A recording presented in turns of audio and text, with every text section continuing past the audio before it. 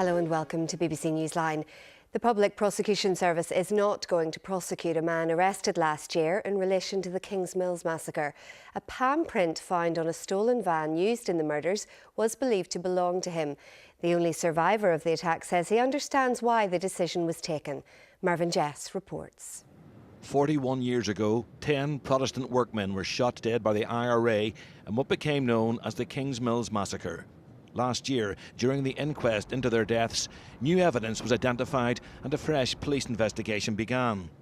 That evidence involved a palm print discovered on a stolen van recovered near Dundalk at the time, which was suspected of being linked to the killings. The PPS says that after careful consideration, it's decided not to prosecute the individual reported by the PSNI in relation to the murder of 10 people. The Assistant Director of Central Casework, Michael Agnew, says they have concluded that there's no reasonable prospect of a conviction based on the available evidence.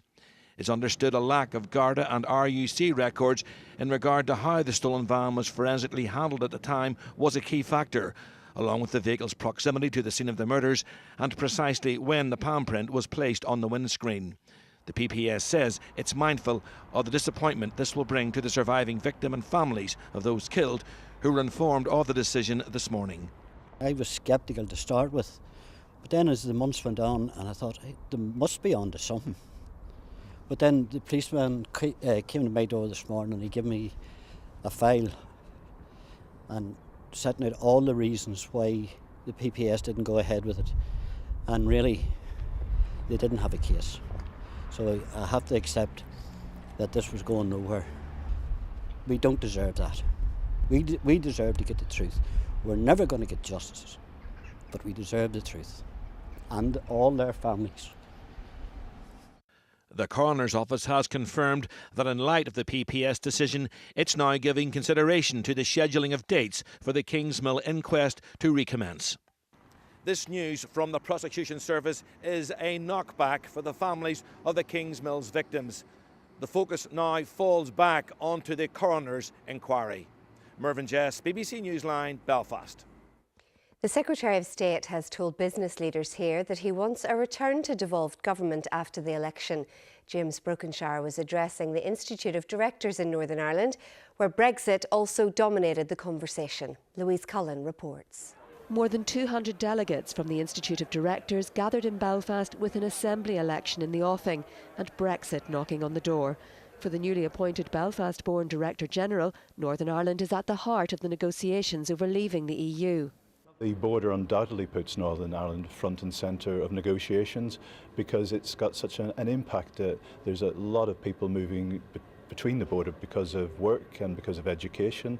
There's 30,000 border crossings every day, and of those about half are relating to business and education, so we mustn't interrupt that flow in any way. And the lack of devolved government is also causing concern.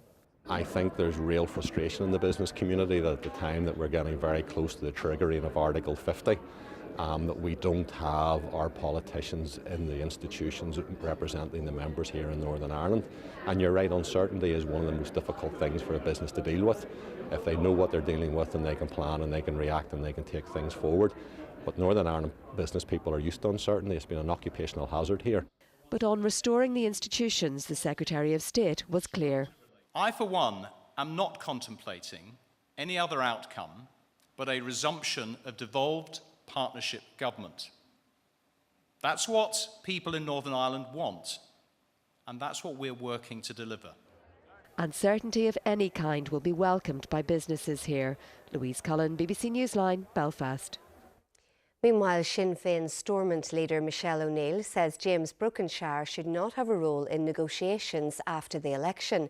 On tonight's edition of The View, Mrs O'Neill was asked if she thought the Secretary of State could be an honest broker in future talks. If you look at his actions to date, if you look at, for example, his comments in relation to British soldiers receiving immunity, if you look at how he's ignoring the views of the people of the North who want to stay within the European Union.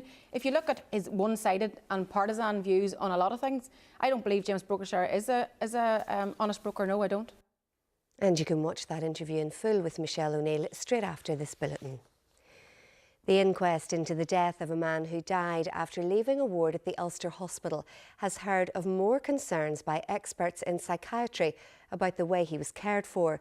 22-year-old James Fenton lay undetected for 10 weeks. Will Leach reports. This is Ward 27, the mental health unit at the Ulster Hospital, with a smoking area outside. 22-year-old James Fenton was admitted there one night in July 2010.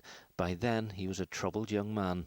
He'd been ill and his family were relieved, certain that the hospital would look after him. Today, two consultant psychiatrists expressed clear concern about the way they did. Both men, based in England, had written reports, one for the coroner's office, one for the Fenton family. Both questioned the hospital's diagnosis. Both believed James was clinically depressed. Both questioned the level of supervision James received whilst he was on the ward. Professor Sina Faisal said he had a number of concerns about Mr Fenton's medical care, adding, "I do not think that placing Mr Fenton on routine observation was an appropriate decision." Dr Trevor Turner concluded that the hospital did not take appropriate steps to safeguard his health given the real and immediate risk he showed. In court yesterday, two other senior consultant psychiatrists said they disagreed with Professor Faisal's conclusions. One of them, Dr Niall Quigley, is the Director of Mental Health Services at the South Eastern Trust. He defended the hospital's diagnosis and actions. It's almost 7 years since James Fenton left the ward and was lost just a few dozen metres away. His family has now spent 4 days listening to the evidence of 20 witnesses. Tomorrow, the coroner will issue his findings. Will Leach, BBC Newsline at Belfast Coroner's Court. The number of agency workers doing jobs in the Northern Ireland Civil Service is rising. The Department of Finance says the use of agency workers is normal policy and practice, but a trade union has described the situation as disgraceful, believing too many people were paid off under a Stormont redundancy programme. For the Northern Ireland Executive to be spending £10 million a year on agency staff is disgraceful. That would equate to roughly 300 permanent full-time jobs. So you're borrowing money, paying interest and putting people out of work, and then the next day you're going to a private sector company and saying, oh, we let too many people go, can we hire from your company some of the same people back again? So you're also paying the agency. So all round, Northern Ireland loses, loses, loses. A jury has begun considering its verdict in the trial of a West Belfast man accused of killing his baby daughter. Christopher O'Neill from the White Rock Road has pleaded not guilty to murdering 3-month-old Cara Walsh in February 2014. She died 2 days after being taken to hospital from her home in Twinbrook. Mr O'Neill denies the prosecution case that he lost control and used considerable violence against the infant. Sarah Keane has replaced Pat Hickey as Olympic Council of Ireland President. The Swim Ireland Chief Executive won 29 of the 42 votes available. Pat Hickey resigned from the post after he was arrested in Brazil at last year's Rio Olympic Games. Mr Hickey was charged with ticket touting, though he was eventually released on bail and is now back in Ireland. Well, it's been quite a chilly day today. Let's see how it looks for tomorrow with Cecilia. Hello there. There's not much sign of it warming up over the next few days, but at least it will stay mostly dry. Tonight, a lot of cloud around, but it only has to break briefly to allow temperatures to drop to around freezing or even just below. A couple of wintry showers here and there as well, which could dampen surfaces and lead to the risk of 1 or 2 icy spots tomorrow. Not a widespread frost, but there could be a touch of frost here and there tomorrow, and it will be another cold day. Any breeze at all will feel absolutely bitter. Quite a cloudy start in most places, with 1 or 2 wintry flurries around, but by and large a dry day to come and gradually brightening up as brighter skies edge down from Scotland across much of Northern Ireland.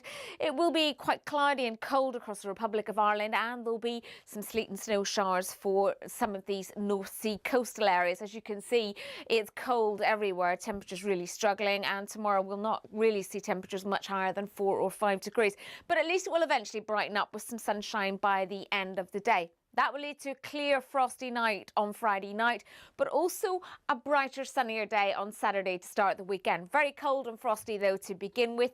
It looks as though the cloudier skies will return on Sunday, maybe 1 or 2 flurries, but on the whole, it will be dry.